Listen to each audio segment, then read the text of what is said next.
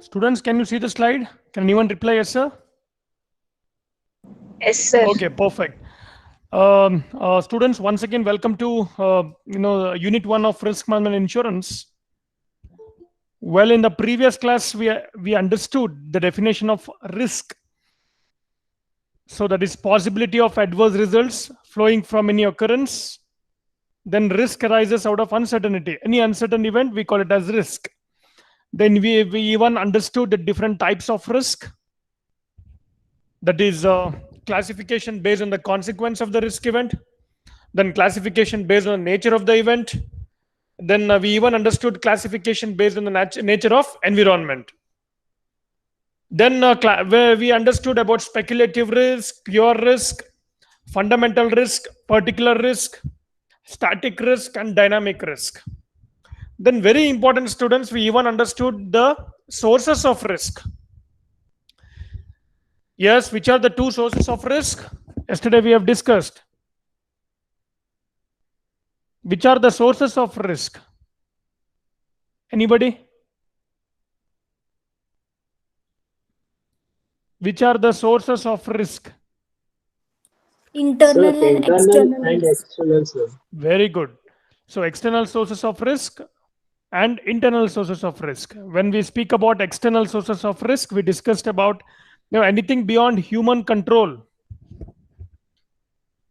That is economic factors, that is called as economic risk, natural risk, and political risk.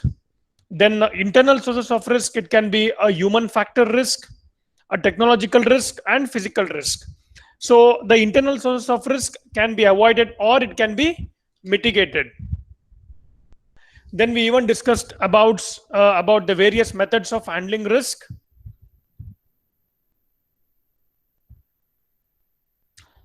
We started from risk avoidance, then loss control, then risk retention, then non-insurance transfers, and finally we even understood the meaning of insurance.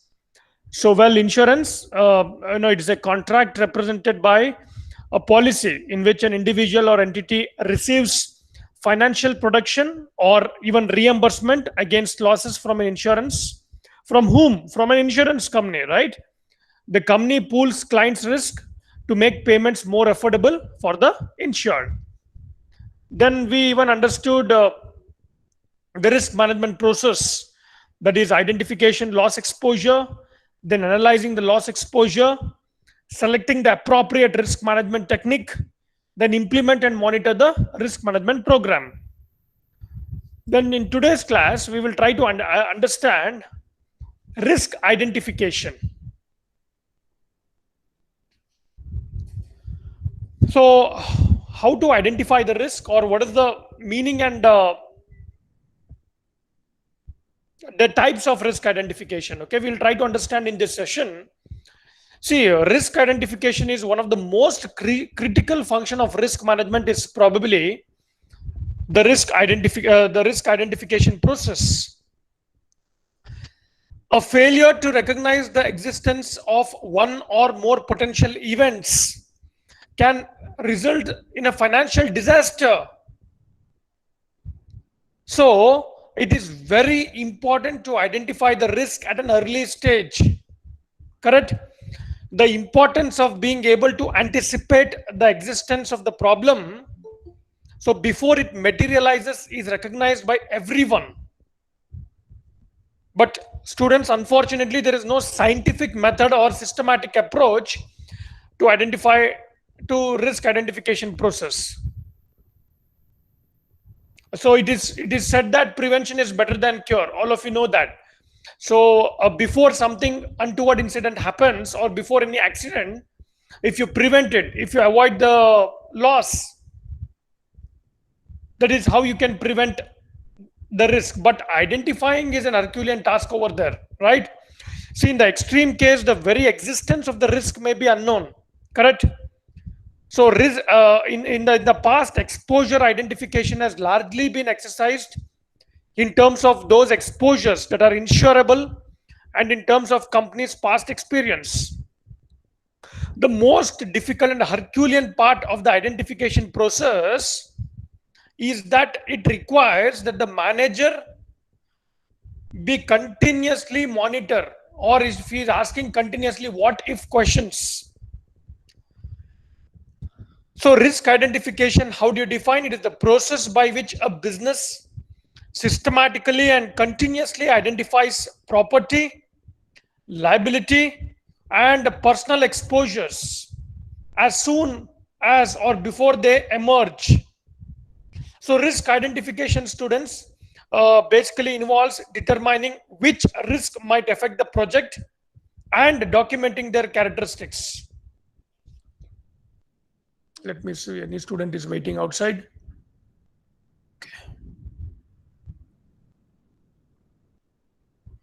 Right. So participants in risk identification need to be selected on their ability to identify the risk in a given technical or management area. See, there are a lot of steps involved in this, or there are a lot of people or entities involved in the identification process, which might be the project team, or we call it as a risk management team, subject matter experts. Example, to know the ground conditions, some of the engineers who are working over there are required. Then customers sometimes, then end users if they're different from customers, then other project managers with experience of similar project undertakings, stakeholders, and some of the outside experts such as public authority representatives. So this is about risk identification. So risk identification, students, as you can see the slide over there, can be broadly classified into two aspects. The first one is business risk exposures, and the second one includes individual risk exposures. Now we'll try to understand each one of them in detail. We'll take the first one, that is business risk exposure. See, as the name only suggests, an important part of risk identifying is the classification of loss exposure into various types or categories. Correct?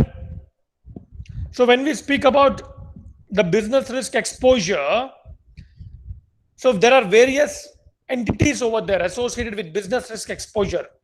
So it can be exposure of physical assets or property losses, or it can be exposure of human assets or personal losses.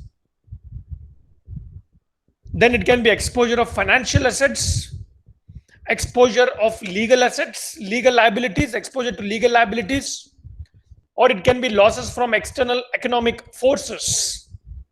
So first, what we are trying to study now in this session is, we are trying to identify the risk identification process and the various types of risk identification. So the first one is exposure of physical assets or property losses. So what they are business risk exposure, correct?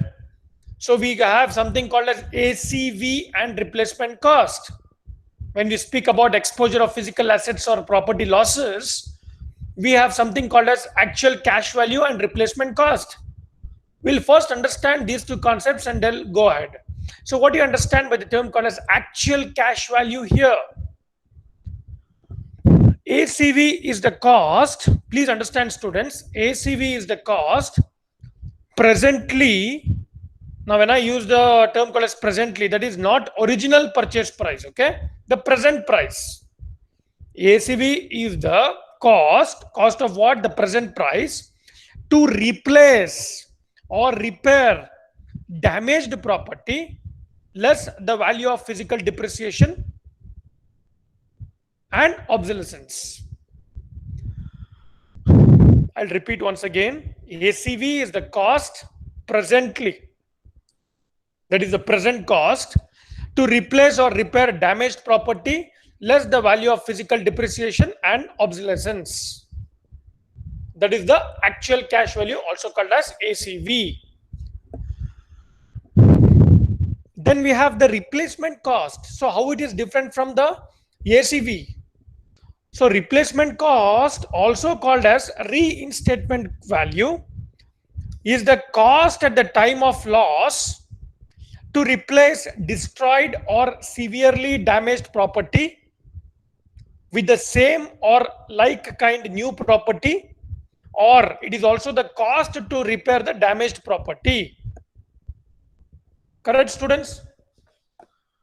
In each instance, without deduction for any depreciation in the property value. So ACV settlements obviously are less generous than replacement cost settlements. So replacement cost settlements allow the insured to gain new for old. Please understand this. Replacement cost settlements allow the insured to gain new for old. It is thereby carries a greater moral hazard potential than actual cash value settlements. But insurers believe that they minimize this potential by insisting that the property actually be replaced or repaired, as opposed to their paying the insured the equivalent amount in cash.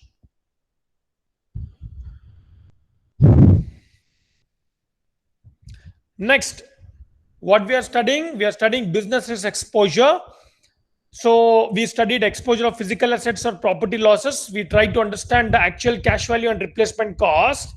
Now we'll understand the types of exposure of physical assets or property loss.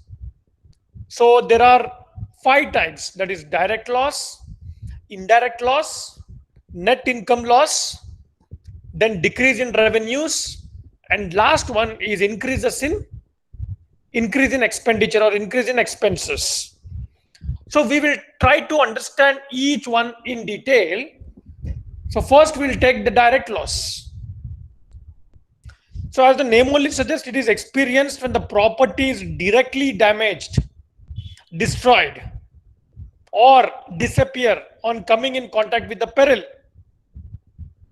Now, for example, it can be a building destroyed by fire or jewel stolen from a safe locker.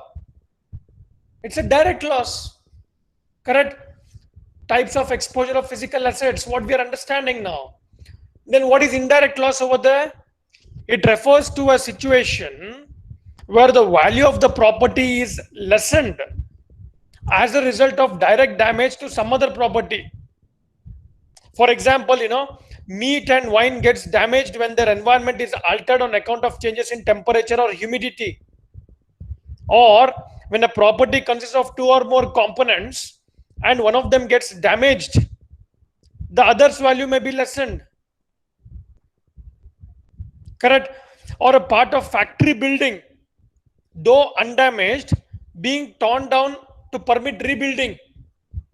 So that is something, which is an indirect loss. Then the third one we have, that is net income loss. It refers to the reduction in net income.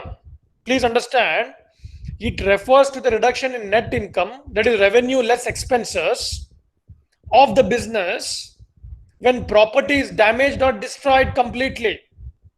So the loss may occur during the period until such property is replaced or restored to its former condition. So students, try to understand here, net income losses can arise on account of a decrease in revenues or an increase in expenses. I'm repeating once again, either decrease in revenues or an increase in the expenses. Then decrease in revenues, the fourth one. So it can be, see, for example, how that revenue will be decreased. Now you can see there is a 15-day lockdown which is imposed in the Karnataka state now, effective from tomorrow, right? So what happens to the person who is paying rent? Suppose if you are running a business and you're in a rented premises over there and you need to shut down over there, but you need to pay the rent, right?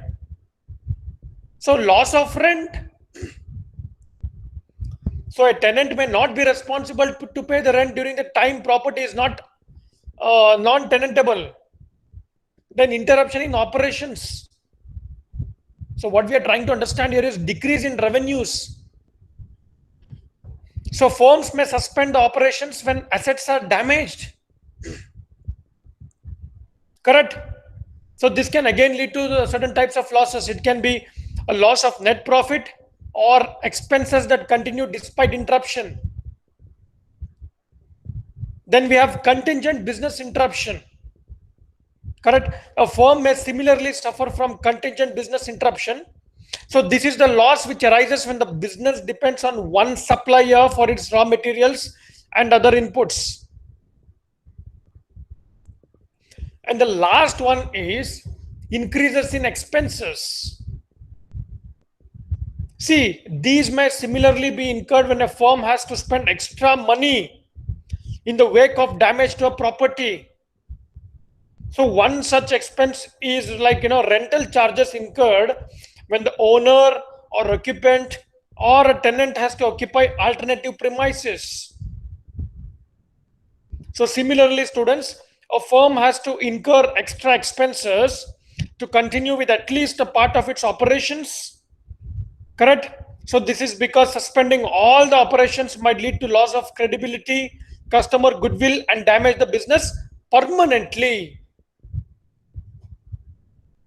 So these are types of exposure of physical assets or property losses. Then very important, we'll try to understand exposure of financial assets. Now, when I use the word financial asset, so any form of risk associated with financing, basically. So risk is probability of unfavorable conditions. In financial sector, it is the probability of actual return being less than expected return. Correct? So there will be uncertainty in every business, students, related to the financial performance. So first we'll try to understand credit exposure. There are three types: credit exposure, then we can study currency exposure, and then country exposure. We'll try to understand the first one, that is called as credit exposure here. See, credit exposure is the possibility that the customer who have been granted credit will either fail to pay when payment is due, or will delay payment and take longer credit than agreed. So failure to pay is a bad debt risk that has a direct impact on profits, right? So delayed payments from customers also create a cost. This normally we are seeing with the youths especially. So they have this credit risk. So they cannot pay the bills to the credit card company. So what happens there?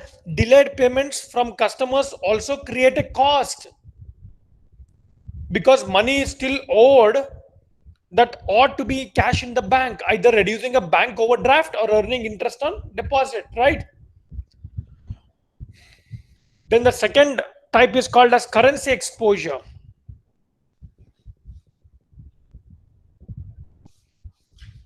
So what do you understand by currency exposure? For example, if you are having a business which is export oriented unit, so you are sending your manufactured goods to the country which is outside India. You're crossing the boundary and you're sending your goods outside India, and you are getting the payment in terms of their country. So if you're sending the goods to US, you'll be getting in US dollars, or if you're sending the manufactured products to UK, you'll be getting in UK pounds, right? The payment will be in their country's currency. Then what is the risk or the currency risk involved here? Currency exposure involves losses from adverse movements in foreign exchange rates, students. So do foreign exchange rates remain stable? No, right? They'll be fluctuating. There'll be a lot of volatility involved in US dollars or UK pounds or Singapore dollars or any country, Thai baht, Malaysian MYD, any country. So currency exposure involves loss of adverse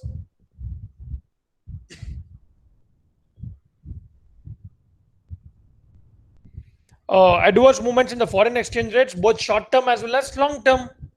It affects any company that is an export oriented unit or an import oriented unit in the foreign currency, or that has foreign subsidiaries. So indirectly, it also affects any company that has foreign competition in its domestic markets. Then we have the country exposure. See, it can be the moment I say country exposure, now whatever we are experiencing it, the COVID pandemic risk is concerned, we don't know where it is taking our economy. Correct?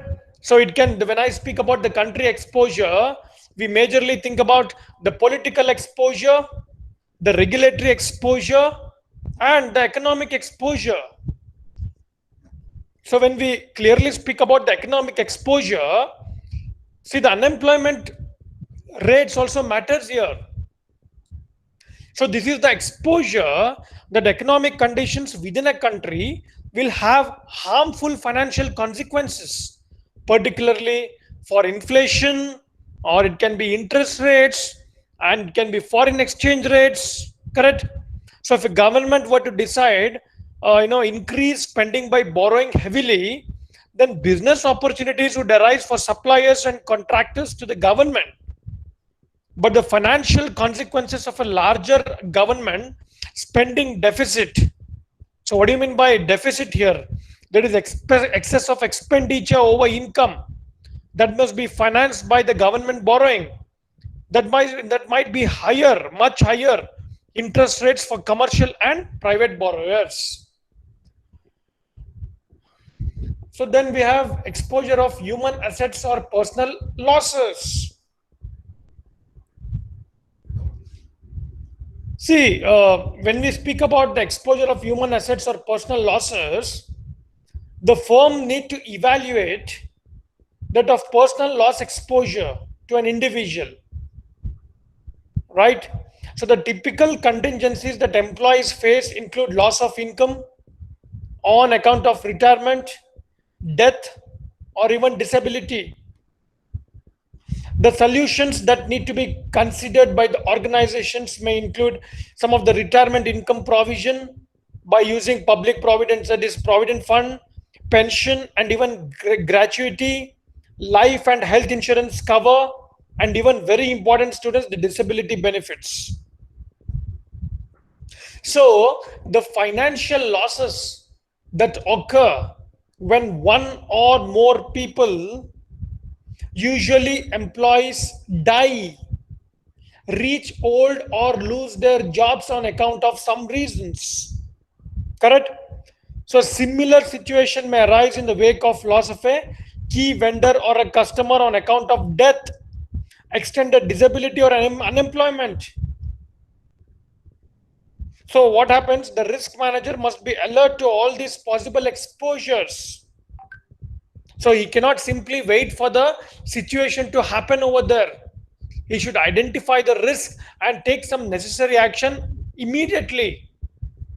Then only he can overcome the losses, or he can reduce the losses. So many of them also contain a co-insurance provision to encourage insured not to underinsure their properties. Then we have exposure of legal liability or liability losses.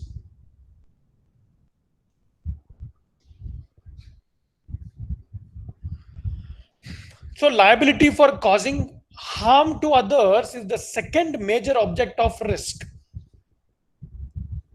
The term liability is synonymous with with responsibility and carries a penalty for not meeting it.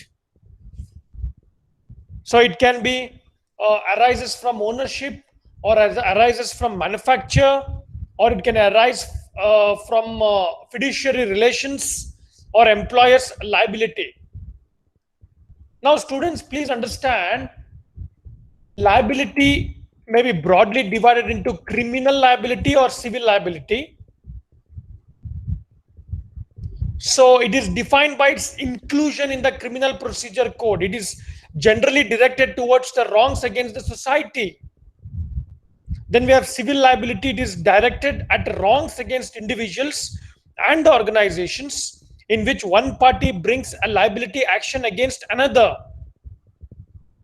So penalty is in the form of indemnity for losses inflicted on a person or institution. Now, an assessment of liability exposure would entail examining the specific types of liability exposure to which the firm is subject. We'll take the first one, that is arises from ownership. So liability may arise out of ownership, use, or possession of premises. So this implies a responsibility to keep the premises safe and to avoid any cause for public or private trouble. So this type of risk or the loss arises from ownership. Then the second one over there arises from the manufacturer. See, liability arises from the manufacture, distribution, and sale of products and services by the firm. Responsibility may arise from breach of warranty or from a defective product or process. It can be wrong selling, or we can use the right word, that is mis-selling of a life insurance plan may invite penal provisions. So mis-selling of financial products or mis-selling of any insurance can lead to penal provisions. Sorry, it is arise from, let me correct it here.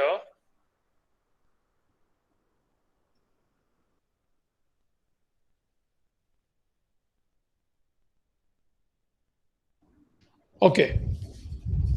Arise from fiduciary relations. So liability can also arise from fiduciary relations. For example, a firm's directors hold a position of trust and enjoyed with the duty of care and loyalty to shareholders and other stakeholders. But failure to discharge this duty can cause for a liability. Then the last one is employer's liability. See, employer's liability for job related injuries and diseases form a fourth source. They are typically met by workmen's compensation insurance. So these are the exposure of legal liability or liability losses.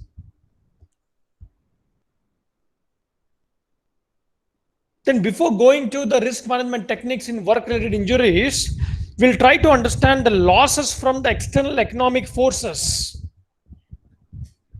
So these are the losses which arise from the factors.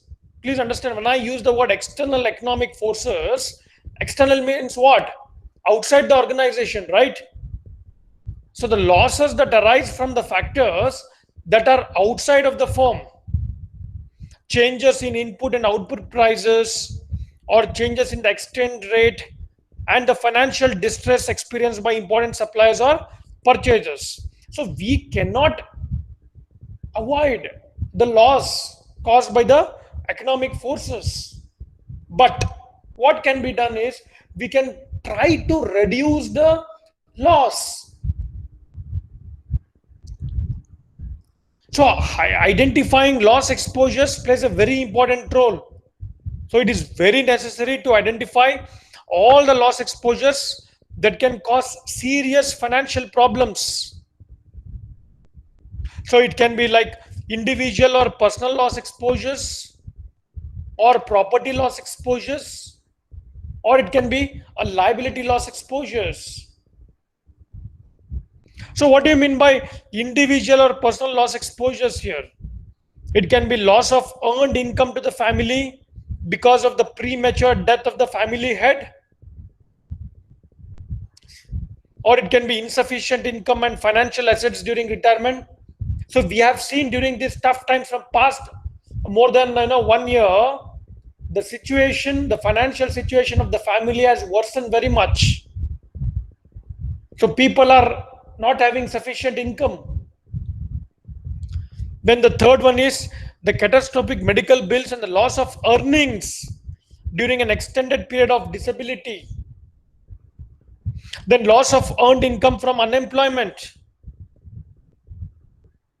Then the second one is called property loss exposures.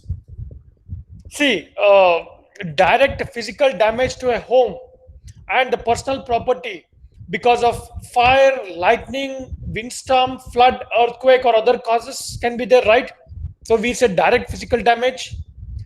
Then indirect losses resulting from a direct physical damage loss, including extra expenses, moving to another apartment or home during the period of reconstruction. So loss of rents can happen.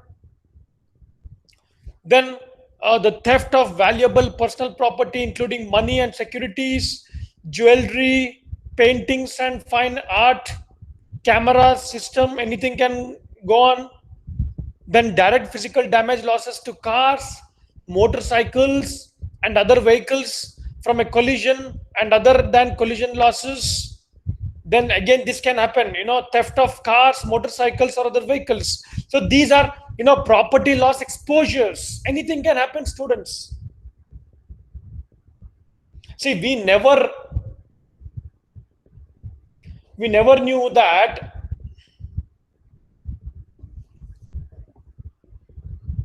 One minute, students.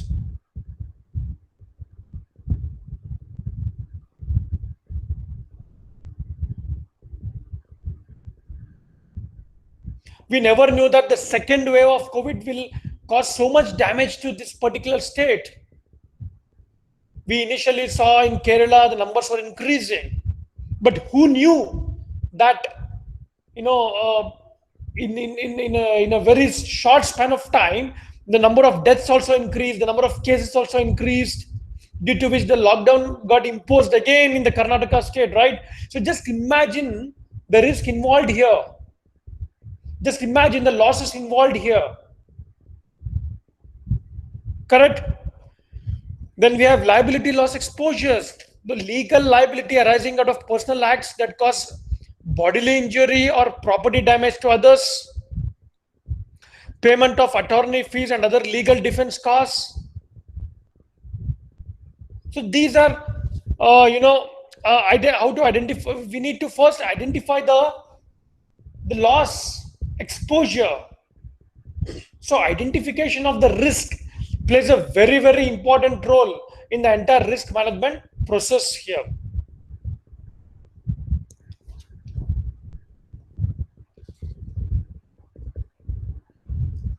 Now we'll try to even understand the risk management techniques in work-related injuries. Now, first of all, we'll try to understand exposure to work-related injury. Now, how do you define injury in the work-related environment? So the term injury includes any injury. It can be illness or disease arising out of employment and occurring in the course of employment. During the course of employment, that's very important, right? So other terms used in the reference to an injury are industrial injury or industrial accident, and are sometimes called as compensable injury and work injury. So what we are understand before going to risk management techniques in work-related injuries, we'll try to understand what do you mean by exposure to work-related injury. So workers' compensation claims are an inevitable part of doing business. Even the safest company in the world eventually will have an employee injury on the job, correct? For the most employers, the cost of an employee's work-related injury is covered by workers' compensation insurance, which pays for a medical care and replaces some of the income that the injured employee lost while unable to work. But students, kindly note, there is no coverage, however, for the hidden cost to your organization of that injury, such as reduced efficiency, the cost of training replacements, and increased overtime expenditures. So the effects can be particularly pronounced in a smaller enterprise. So students, on-the-job injuries or vehicle accidents are not limited to occupations that are obviously dangerous. So after understanding the work-related injuries, now we'll try to understand the risk management techniques in work-related injuries.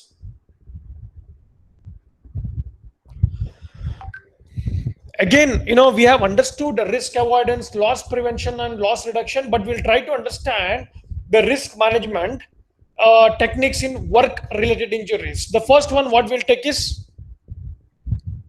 risk avoidance. So risk avoidance means what? A certain loss exposure is never acquired, or an existing loss exposure is abundant, or basically you are trying to avoid the risk.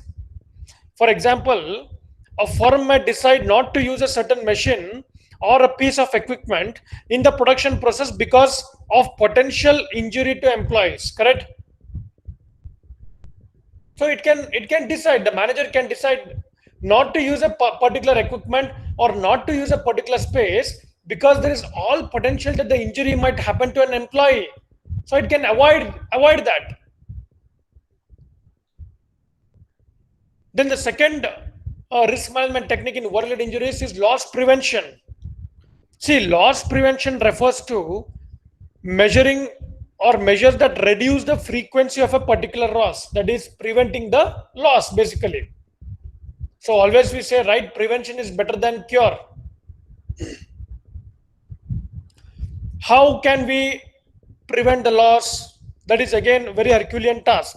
For example, highway accidents are a major cause of death for employees in the transportation and warehousing industries. So measures that reduce the truck accidents include driver examinations, zero tolerance for alcohol or drug abuse, so mandatory classes on defensive driving and strict enforcement of safety rules. So before you are hiring a driver, you impose some of the strict rules for him, no? Then you can prevent the loss. Likewise, robberies are a major cause of death and injury in fast food stores, especially stores that remain open 24 hours daily, right? So any time a thief can enter the store, he can kill that particular person who is working over there, and he can take the cash. So employees, maybe what you can do in that case now, students, how to avoid the loss of a life. So employees may be instructed not to resist the gunman, but to hand over the cash, which reduces the likelihood that the employee will be injured or killed. If someone is pointing gun at you and he asks you cash, it's a foolishness that you try to avoid giving the cash to him, right? So he can kill you and he can take the cash. So instead of that, you can instruct not to resist the gunman, but to hand over the cash, which reduces the likelihood that the employee will be injured or killed.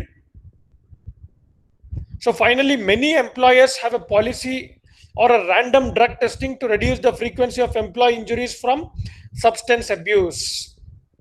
Then the third one, that is risk management techniques in work-related injuries, that is loss reduction.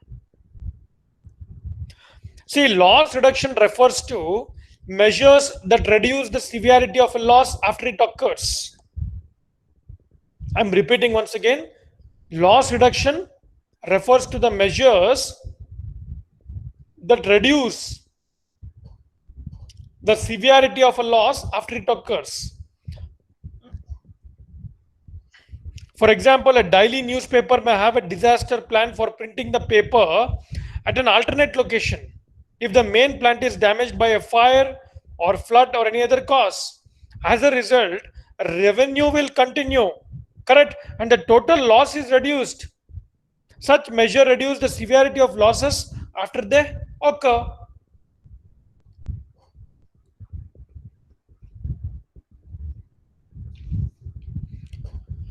Then the last part of this unit, that is the first unit, is tools and techniques of risk identification.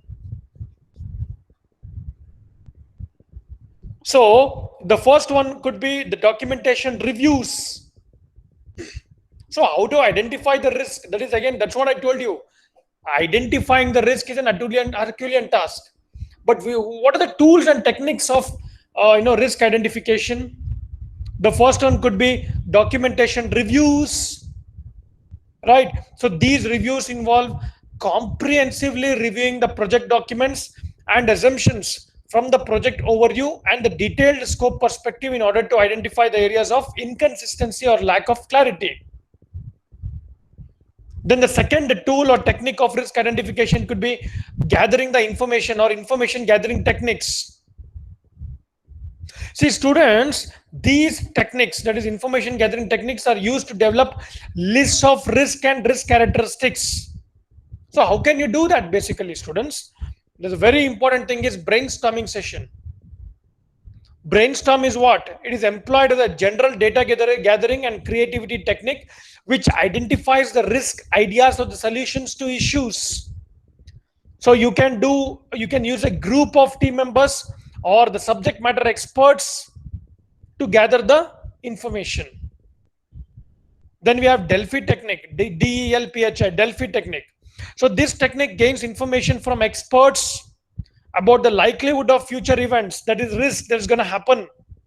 See, when Karnataka government is taking a decision on the COVID, it is not the chief minister who is taking the decision. What he is doing, he is collectively taking the opinion of all the experts in the area of medical experts, in the area of security, right? Then what he is doing, he is coming up with the conclusion over there.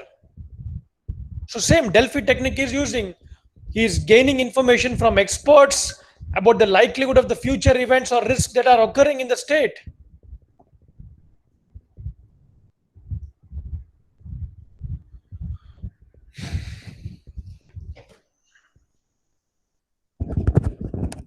Students, am I audible? Can anyone reply yes, sir? Yes, sir. Yes, sir. Okay.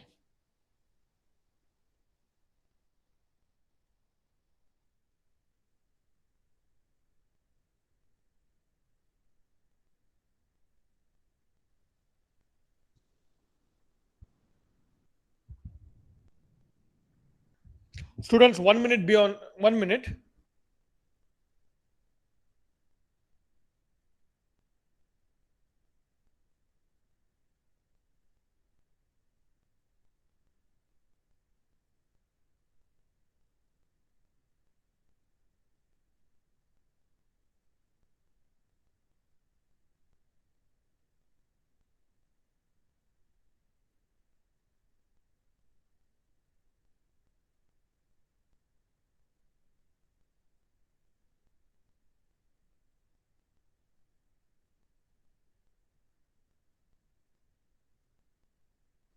Okay, students, will continue. Sorry for the interruption.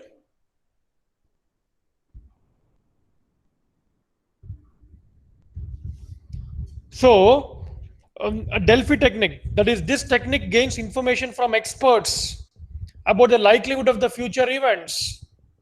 Then the third one, that is information gathering technique, is interviewing. So what do you mean by interviewing here?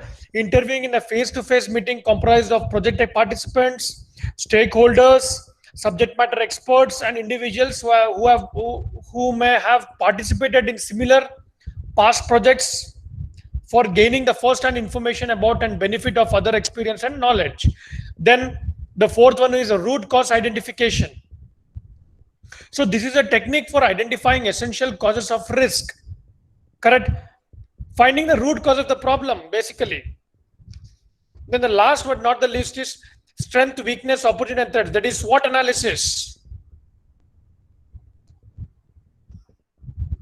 So the next method is checklist analysis. So checklist list all identified or potential risk is in one place. Checklists are commonly developed from historical information or even the lessons learned. Then we have the assumption analysis. So all the projects are initially planned on a set of assumptions and what if scenarios. So these assumptions are documented in the project scope document.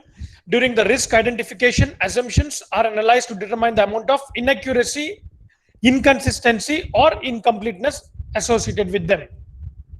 Then the last one is called diagrammatic techniques. So these techniques are used to uncover risk that aren't readily apparent in verbal descriptions.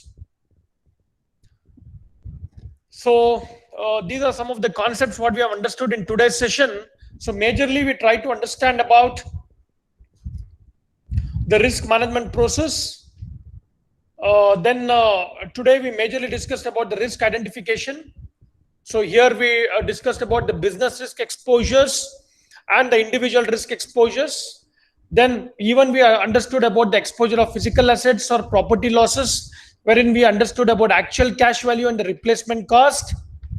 Then types of exposure of physical assets or property losses, wherein we understood the various types of loss, which includes direct loss, indirect loss, net income loss, decrease in revenue and increases in the expenses.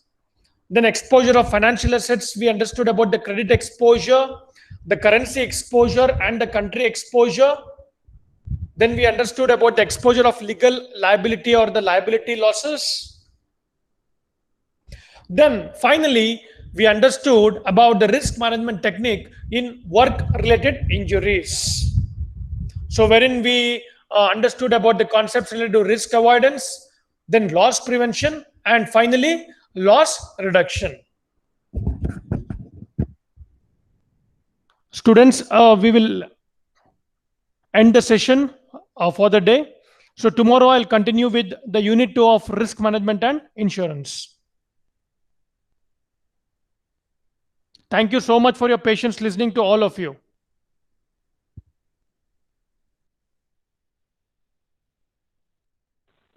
Thank you, sir.